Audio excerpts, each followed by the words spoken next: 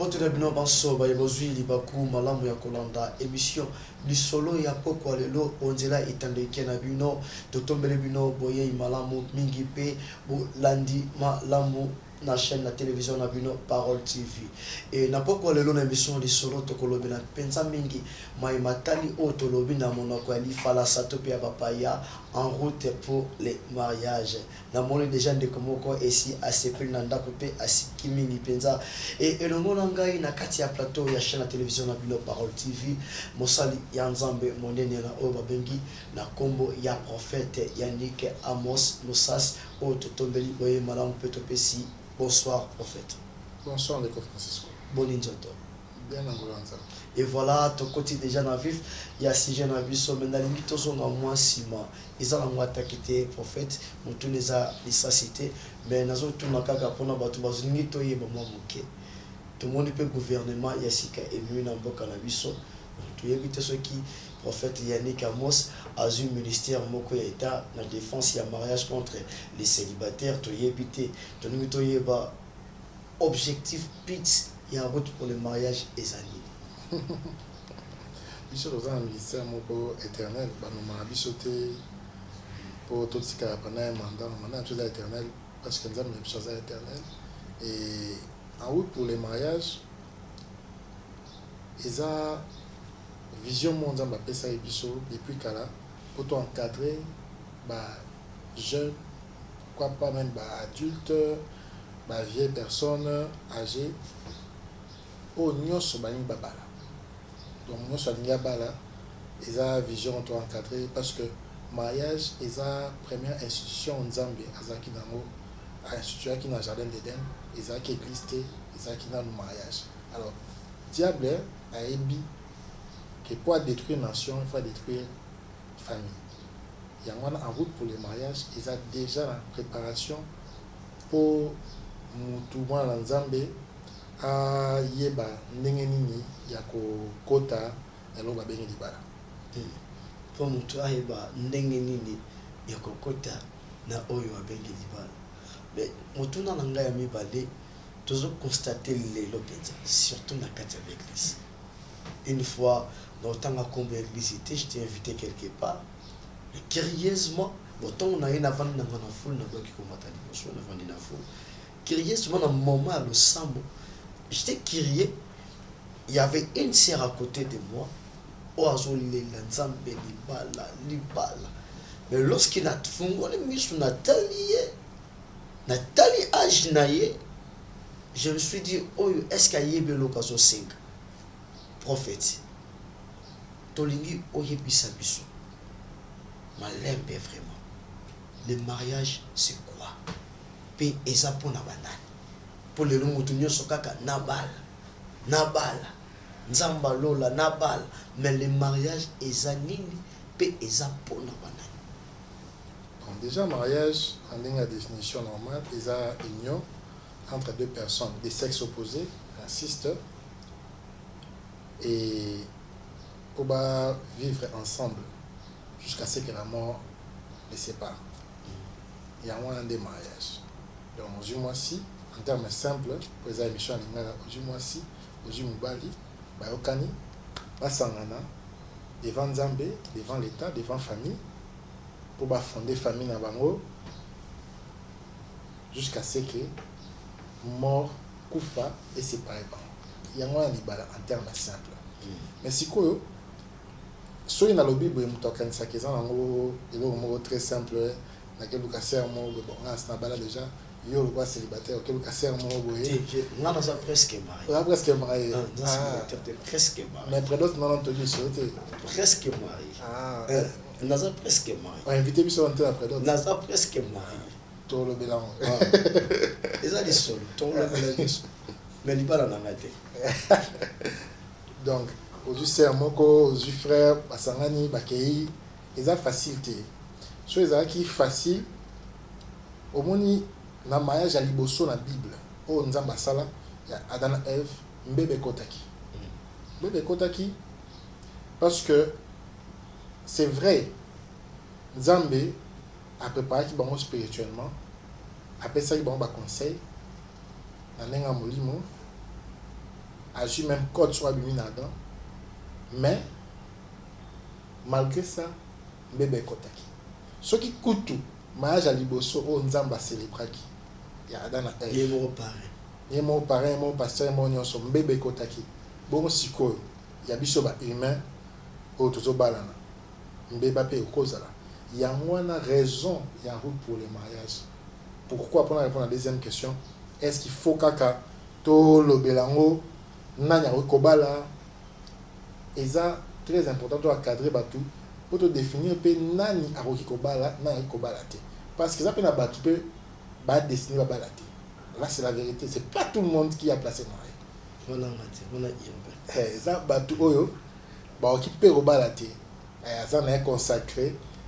Yango mona neti bandeko na biso ba catholique baloba pona musala ya nzambe mutu abalate a servir nzambe vraiment sans kobala moni parce que mariage ezabe na babiloko ebeli na kati ezabe na bato bala appelé abala na ete a servir ne ka nzambe la sama ka mususu tant que osumuka te okoki no pe obala te yango wana soki olingi kobala il faut se rassurer que oza près ya kobala et oza na maturité ya kobala mariage a été fait au bateau mona a te mariage a plus que fait au bengi bato na en temps à saleté bozu biffé à $80 par personne $100 par personne ou bien bosani si au sel ba faire pas nyonso wana yango wana te eza eloko mosusu na kati na soki wana pour l'instant. Voilà, toujours na 4 lisolo na biso en route pour les mariages.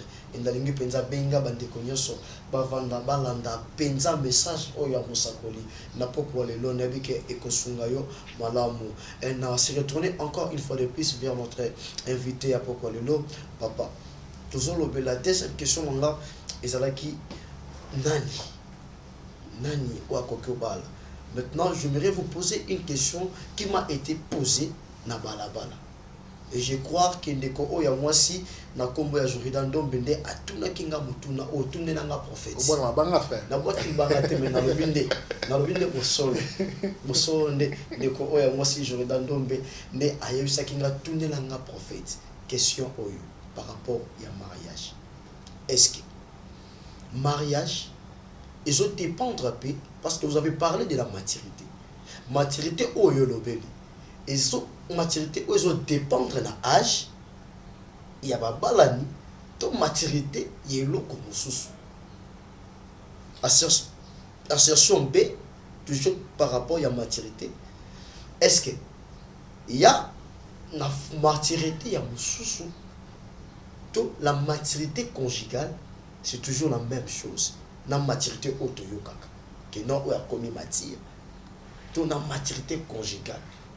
Il y a toujours la même chose, Donc, ils ont le loco ça. Oui, qui c'est? Oui, âge autre, l'un des indicateurs de la maturité, mais ce n'est pas forcément l'indicateur de la maturité. Je m'explique. Ils ont abattu, ou à cause on a 30 ans, 40 ans, mais ils ont maturité. À cause d'un peu mature pour faire business mais pour Kobala, ils ont maturité. Il y a une conférence DVD déjà disponible, je pense qu'il est sur YouTube. Je répondais à la question, mais pour les solo, je vais répondre à déjà. Publicité, au colonel de la mort, publicité DVD pas prophète. Pour la maturité, mutu oyo il faut abala oyo aza habile abala. Eza mutu à comprendre, soit aza mobali à comprendre nani aza mwasi, soit la mwasi à comprendre nani aza mobali. La émission on a sala kala les solo na obaki boye. Faut pas confondre garçon na homme, bien fille na femme. Au mariage les alikambu, il y a ba garçon te, il y a ba fille te, mais il y a ba homme na ba femme. Il faut oser na motema munene pour kota na likambu yango. maturité et ça koyeba ko gérer mariage c'est pas seulement une affaire d'amour et ça ka bolimoté et appelle comme gestion mais ba ka muta mature na gestion na ye na pèse exemple ceux qui par exemple yo mwana mwasi on dit mieux bas la jeune garçon ou bien jeune homme ou bien homme qui est mature entre guillemets mais déjà au CP là na maman na été il faut ce qu'on va gérer autant va pour et contre maturité de mwana autant dans 10 ans 20 ans 30 ans est-ce qu'ils ont supporté belle-mère moi il y a un exemple pour thème autre na route pour les mariages tout le dans cette émission dans la gestion de la belle famille ils ont pas boyer na fiançailles déjà ils ont pas indicateur faut pas oser là 3 mois avant bala aucun n'a dit babeso malongi ce n'est pas en 3 mois qu'on mature je ne suis pas contre malongi il faut oser malongi j'encourage ça mais il faut oui que non ce n'est pas en 3 mois que comment malongi a pour et sur soir déjà maturité non mais chose à maturité qu'on kendete celui qui gérer tes mois si vous gérer mbalité aux la sagesse aux la boignate kokota na makambo ya libala te tikala yo moko sans makambo yo qui peut makambo kokota libala te voilà sala makambo na yo tikala yo moko kokota makambo ya libala te motuna mosusu osakoli tozalaki na conférence elekaki malamu na moto nzambe et ntamba pour la peuple nyonso oyo se déplaçaki na mokolo wana et après conférence il y a eu encore d'autres émissions où il y a surtout la question-réponse par rapport à un vote pour le mariage. Maintenant nous sommes tous dans moko pour me construire au bambo mabanga na nzela pa to boy bazo kisayo et comment makambo belé autour na ngeza parce que c'est comme si on a l'impression que prophète Yannick maloba oyo sur le route pour le mariage mingi influence nango ezokuta na milieu oyo pe route na l'obité que ça va milieu au botem na ya milieu ba millionnaire ba milliardaire mais na milieu moko ça qui favorable mais pourtant ba msusu ba ma milieu on a été et surtout les Camerounais ont fait sa problème. Il y a Eden avant le mariage. Pardon. Nalingi ou expliquer batou malam. Est-ce que signifie Eden avant le mariage? Avant ton côté de moment aussi. Au moni ndeko Francisco, eza likambo milieti. Au moni pour la petite histoire, nous avons passé à Bissongolo, c'est vrai. Tous en avons parents oyo ba beaucoup libiso bien, ils ont ngolo. Mais il faut y témoignage moko. Ngai na botama na matete. Na appelé sa même adresse Baumbu. Baumbu 29. Na botama là. On a pas nous côté là. Ba kita ndako ngo ezaka ranti ko Baumbu 29. Pour moi na te que non na mutu moko abotami soki wapi na zila te. Après na biso na biso basala ba effort. Donc bandisa ba échelon nyonso. Na te pona lobela bango mais eza pona pesa moi passé pour ebake ba situation nyonso bato bazana ngo na yebi yango. Parce que maman a dit que tina mikate un moko pour que la tour rassemblée bon soutenir bien qu'il médecin azan médecin mais pour to à soutenir papa pour te continuer tout en bien tout ça moi bah ça qui ça là un moment bien avant dans la musoso dans quartier populaire na vanda na lemba donc un vrai quinoa yaliboma là vraiment il y a une mission dans linga pour un vrai quinoa ya osakanate on a yebi kinna maboko na yebi nyonso langila po yebi na yebi langila makasi na yebi langila pe makasi na yebi langila makasi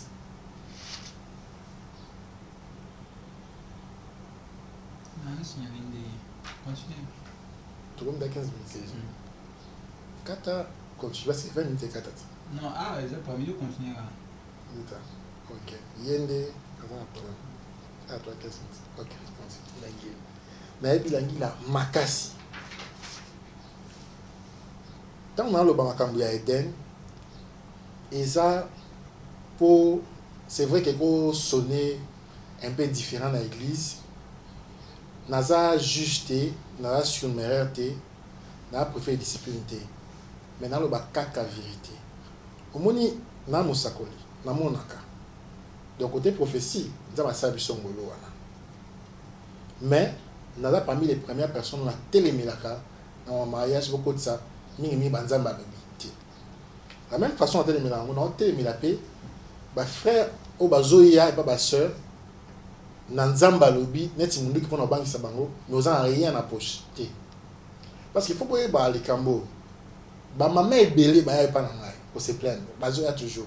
Et bah bêti c'était oui papa bêta c'était dans les cambouana bah papa belé bah bêta c'était dans les cambouana ceux qui parents colissiment na nai atina ba condition à bien même si ba condition moko minimum attend que c'est la classe yo skozoya na banzamba lobi na parler langue loyer na futon parler langue il faut ba frère et ça surtout des familles il y a ba frère ba trop spirituel TTS trop spirituel c'est bien d'être spirituel mais il faut en la balance équilibre. Pour y aller dans souka sanza, faut foutre loyer. Baya o ebisa été au parlant langue, foutre la parlant langue. Il faut moi si on a à l'ata. Basi bazara cher. Il faut moi foutre, moi mieux s'en est belé. Donc ce qu'on a aidé comme meka kolobalisho ibalate. On a insisté wana. Aider les amis. Surtout dans Genèse 1. Et ça, lieu oyo, nous avons pesaki Adam avant Ève aya. Nous avons azobate. Ève a koya avant Eden. Bakor ke la mabaron soit avant Eden. Pourquoi nous avons pesi Eden et puis a pesi Ève. Parce qu'il a dit que Ève, il fallait des conditions à réunir pour aya. Moi si à la sécurité. Sécurité, on a, et ça aussi et surtout financière. Frère, ata aux en bon côté. Et dans l'obité que il faut monter à la million. Il faut comprendre bien. N'a manqué aux en sécurité. Il faut dans la place où il faut ata $50, ata $30. Mais ça régulier. Vous avez $20, vous pouvez à cop non gauche à droite, c'est comme ça $50 bolia, mais aux a de quoi nourrir une femme et où est-ce qu'elle va dormir. Place na là, on laisse à payer. Bah des choses ont déjà minimum déjà. Néo kende au lobby la famille na bango global. Et ça très important. Cause il y a ba séparation mingi. Et ça manque ya mbongo et cause ya ba famille ba finga ba frère surtout biso ba serviteur en Nzambe ba nyokola biso parce que tozo ya mingi na masola molimo mbongo ezate. Alors en pour les mariages ça pour redresser mon cambouana frère o va na lola te o vanda o pumbwate na ba angelu parce que tango la muka parce que yo kanzala il faut la place mongo et ba que sœur pe il faut à la place, il faut payer à la table. Frère, Tika qui TTS, trop spirituel. Mais moi, ça, il y a un Zambie. Question, il y a un Sika. Tu es bien d'apprécier. Ah, ceux qui ont mon technicien, en continu, c'est que je suis choqué. La personne qui a un gambe TTS, mais la bande est à un gambe TTS, parce que nous avons souvent famille. Mais moi, tout le monde est aboué. Avant, à tout le monde, c'est ce qui me montait déjà à l'esprit. Il faut oser déjà les aider pour préparer l'Ibalanayo et Salamabé. Mais moi, si je suis malade, comment saurais-je que cette fille sera une bonne épouse pour moi? Est-ce qu'elle n'a pas capacité? Pour ceux qui ont accepté, il y a une capacité. c'est que tant on peut aider les royaumes à Ondi. Mais ce qui est Anzimi déjà c'est cher cité. Pour aider le pays même à Veilla, il y avait d'abord les chaos. Il y avait d'abord les chaos. Maintenant, non, il y a parce que c'est très difficile de connaître aussi les intentions d'une personne envers toi. Ce qui déjà écoute à aider les gens, mais tout cas des gens, le pan ou ça, non, il y a mais au moins on a bandit n'attend pas la difficulté à accepter nios à pas contre ma fout en bille à pas contre ma fout en bille pour n'engager l'objet qui est dénaï. Je sais que c'est une bonne femme. Il y a une personne qui va dire d'aider. Moi ça l'en zamba et puis na seki makasi mais la lingami le banzambe d'ailleurs ministère on a appelé ça école de la parole. La lingami toujours dans la Bible pour makamusu nazoloba batumba quand c'est ngai ezangati tout dans la Genèse 2:23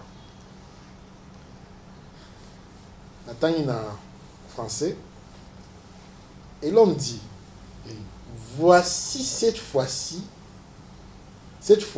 celle qui est os de mes os et chair de ma chair, on l'appellera femme parce qu'elle a été prise de l'homme.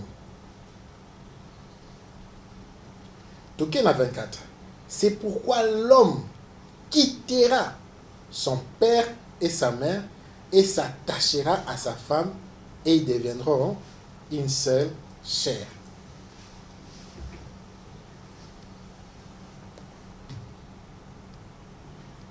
Omoni tinde Eva bimi. Eva loba ni i ni o.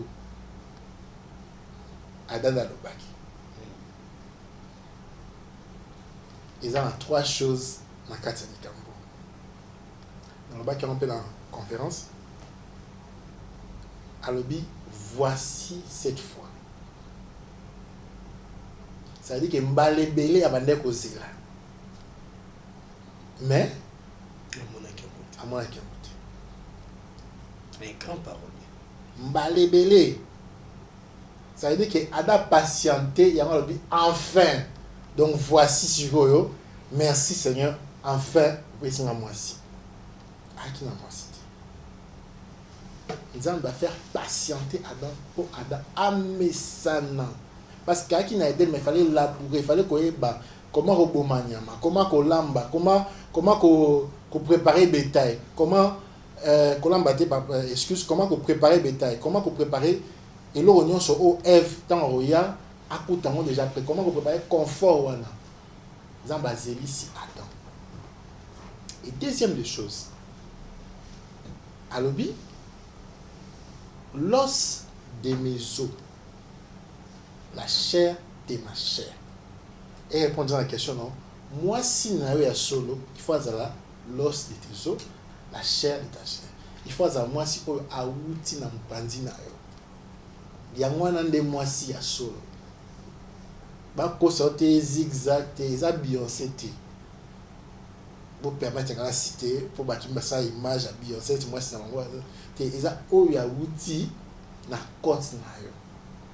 Troisième des choses, Balobi, on l'appellera femme pour Aouti Pananga. En réalité, surtout que, selon les mots fils, c'est un mot Aouti 2. Donc, les premiers fils, il y a moi, potentiellement, je ne fais pas la extrait. Les premiers fils, il y a moi, na Moubali, et ça, moi, Sina. Et ça, moi, Anete. Moi, Ali Bosso. Il y a Moubali et moi Sina. Si quand on appelle si trois niños et où tu n'as pas zangate, nous toi bimi et pas la ngaï ne va bien moi nanga. Le quoi moi c'est bien moi nanga di bosso moi Sina. Ce qu'on dit que moi nana yo yende au senga moi nana yo te aya pognon kolaye parce que nenga zamana il faut à ta couche il faut à azana place à rolala au senga moi noté à supporter yo tant aux ans et l'autre c'est quand moi noté c'est kolingi était parce que ce qui a za moi nana yo et kolingi Jean 3 de l'objet que Dieu a tellement aimé qu'il a donné. Ce qu'on lingi, il faut payer ça. Donc ce qu'on lingi déjà, tant aux oya, na boy te beaux à la camarade. Oye banawe bozo solo la bi non na bien. Mais c'est comme à moi si aux an a devoir que yo o se rassurer que o qui prendre soin à moi no ya liboso. O aza moi si na yo. Et na lobby a clairement, na lobby tous à 20 millions. Mais tant on pas si wana quoi imposer moi na batu pas cité parce que moi no mo robot ya bébé il faut même dans l'hôpital foutre les frais si quoi a plus forte lorsque moi liboso à moi si na yo bongo foi tout tient bongo foi condiment sans œuvre et astérie.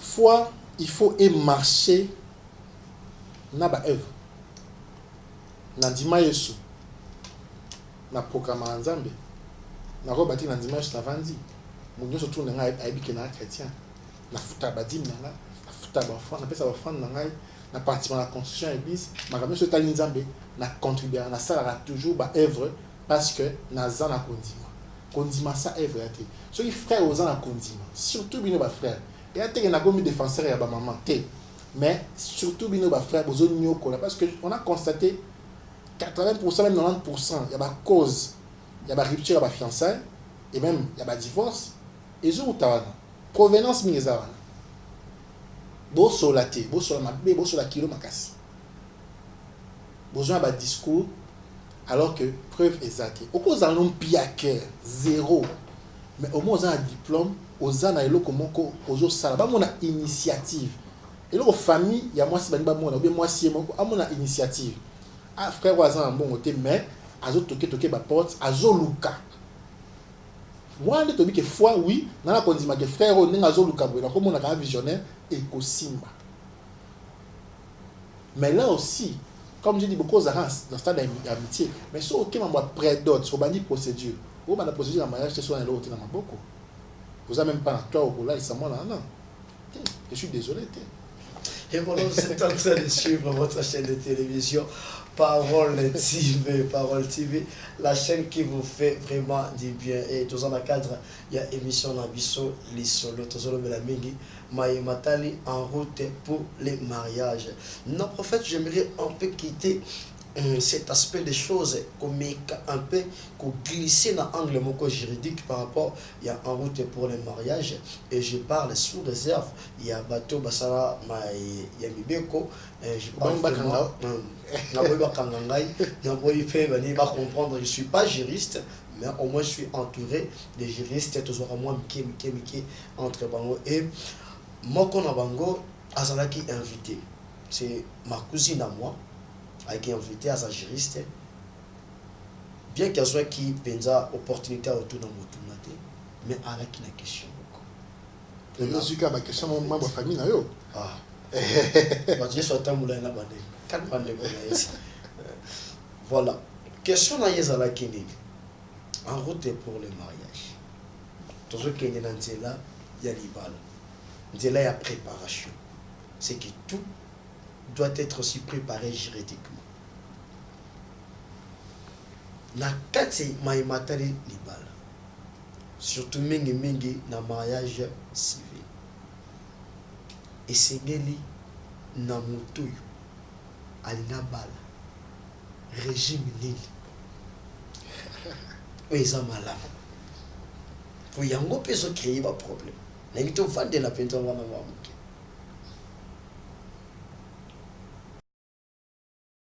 Bible et lobby, tout ce qui n'est pas fruit d'une conviction est un péché. Donc, Ata, Kolia n'a à chaque jour comme il a dit, si on a convaincu que la méliti dans Sumuki.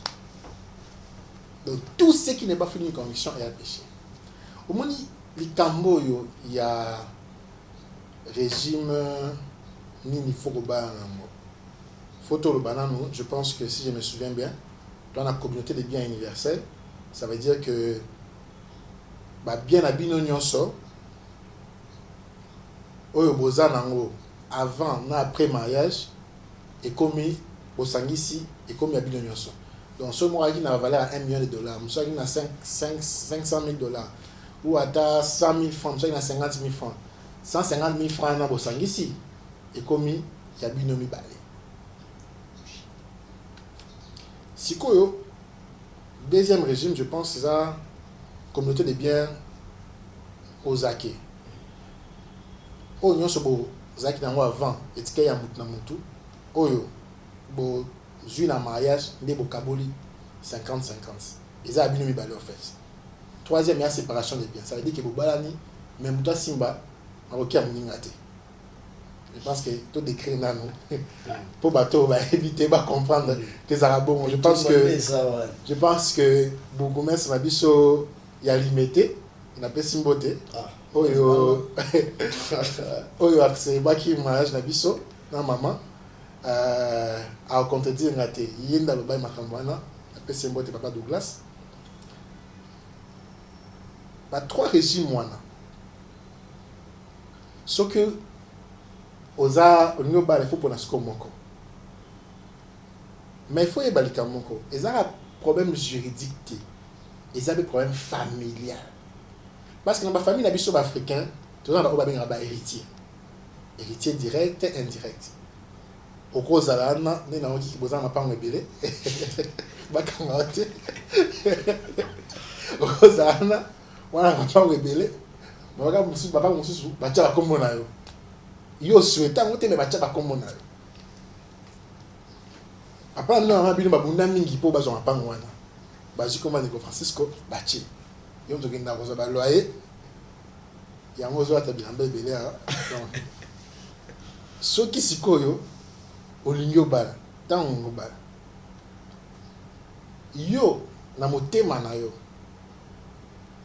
Et surtout ba chrétien ba généralisation ba non, chrétien il faut bala la communauté des biens universels. Bien que dans la Bible, ils ont un passage où le bien. La Bible qui va te choquer, mais on a la vérité. On a l'angle.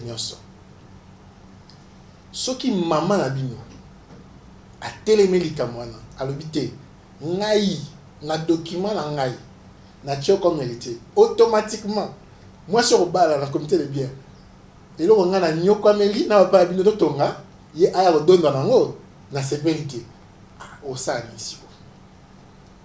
Problème bandarawana. Et ça problème juridique vraiment té. Et ça plus familial. Naebi ndeko moko azana ba bien ebelé. Moi nae ya moi sinde aki héritier nae. A telemela likamwa na maya civil a boyo ba la communauté de biens parce qu'il y a amoni pasi pourquoi garçon ya ordonne na Naza na conseil européen ça ou bien directive européenne ça des régime il faut bala mais conseil on a européen ça et ça il faut maturité na gestion il y a sensibilité et c'est important. Pourquoi? Parce que tant que vous avez pourquoi on a la gestion à belle famille on a la édition en août pour les mariages beaux avant et belé pour ça annonce si tout va bien d'ici fin septembre ou bien début octobre. Et ça, c'est un mot très important. Ce que gérer famille na yoté, na famille à partenaire na yoté, il faut besoin de transparence, besoin de la macambouana dès les fiançailles, c'est important. Soit dans la famille radicale, soit au lobby que non, on a lancé la communauté des biens universels à moi sinangai, bolong on a combat héritier, na tika na moi sinangai. Chose que je ne conseille pas vraiment. Ou soit au lobby que non, ou convaincre la famille, ce qui serait l'idéal, soit contre moi si ou bien parce que ça, des cas, bien n'a confiance, alors tout ça la communauté des biens universels. Et ça plus dans le sens où mais ceux qui ont un individu, aux ans à bien na yo. On a un conseil pour ça communauté des biens universels parce que beaucoup mis un ba bien ya yo moko ezate koza héritier mais ba bien ya yo moko kaka obundi nzamba salongo lu osomi banda kuna yo oza moi ba là na yo makamno mona moi clair oza moi sto mobali moi je vous conseillerais pour ça la communauté des biens universels parce que beaucoup mis un mais tant il s'agit de la famille ça kati et que comme héritier, aux amis, au bâtiment, comme on a eu. C'est très, très sage, c'est très conseillé. Bon, solo la likambwana en famille, avant, bon, nous n'avons pas partenaire, mais bon, trouver consensus dans likambwana et c'est préférable pour éviter que les gens soit dans le pour faire la porte et pas ça. Voilà, donc comme penza pendant la souka la émission de biso il y a pourquoi le lot parce que déjà les techniciens parce que ça la biso aussi dépasser largement dans la biso il y a diffusion il y a pourquoi le lot mais nous souffrir tout na kaka motuna ya souka penza nde to weba ko clôturer définitivement émission na biso et yeba ke biloko malamu pe umela kate mais tout ce qui donne appétit na bino pour mbalasima boli ya biso pour consommer biso na ndenge ya malamu. Question en souka, toujours quand on a Katia domaine. Parce que vous semblez dire que non, ils ont plus. Comme on héritage de la famille Francisco. Et comme ils l'ont embouté. Et comme ils l'ont embouté. Embouté aussi, ici il y a eu déjà. Ici il y a eu déjà que non, ils ont ici te prenez déjà. Te prenez déjà. Ici te prenez déjà. Donc voilà, il y a souka. Parce qu'il y a aussi un aspect juridique qui sort de le cours. Parce que nous devons aussi aider l'Église. Conseiller aussi l'Église. Parce que c'est un constat que ça l'a mis. Trop souvent dans l'Église, les hommes de Dieu conseillent Nababalani toujours d'opter pour la communauté des biens. Mais dans ça, les recherches chez Boko, toujours dans le cadre juridique, et je vis aussi un danger par rapport à la communauté des biens. Le prophète nous a déjà affairé, homme d'affaires, allais-je dire, pour un engagement propre, homme d'affaires, au Bali.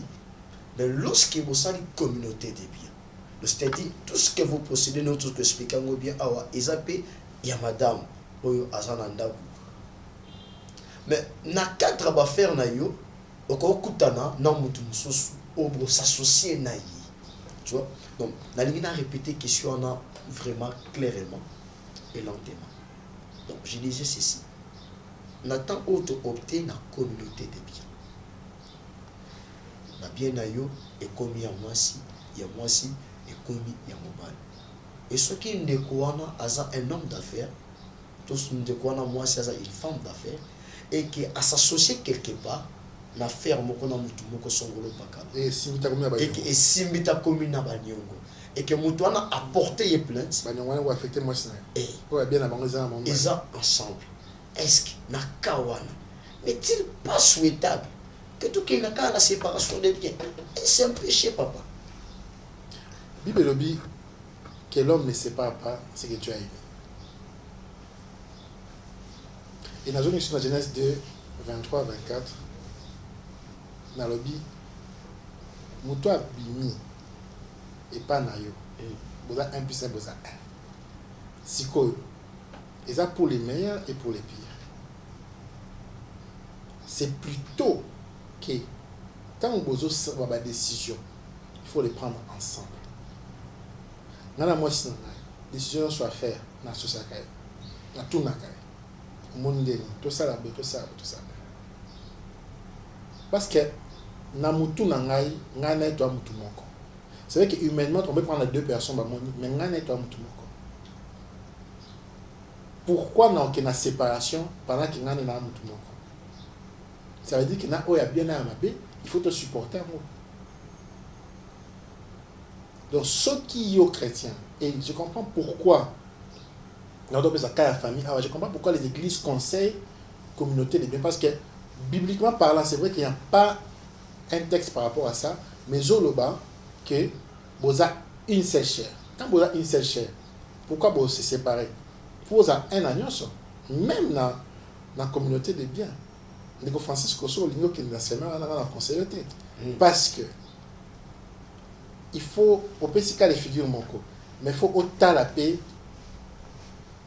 Moi, si nayo, na bana aux enfants. Il est important de sécuriser la famille nayo, na régime voilà. C'est aussi pour la sécurité. Voilà, donc comme il pensa nasuka.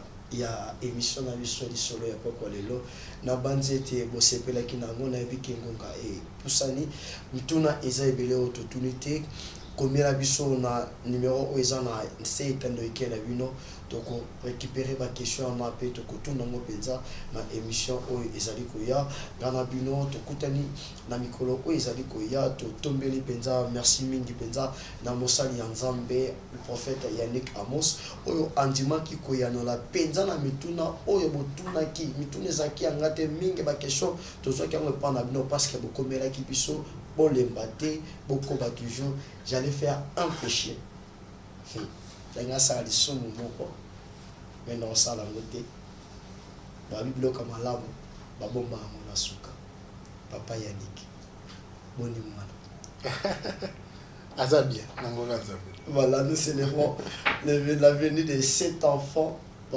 Bébé Parole TV. On te fait simbote mingi na katandaku.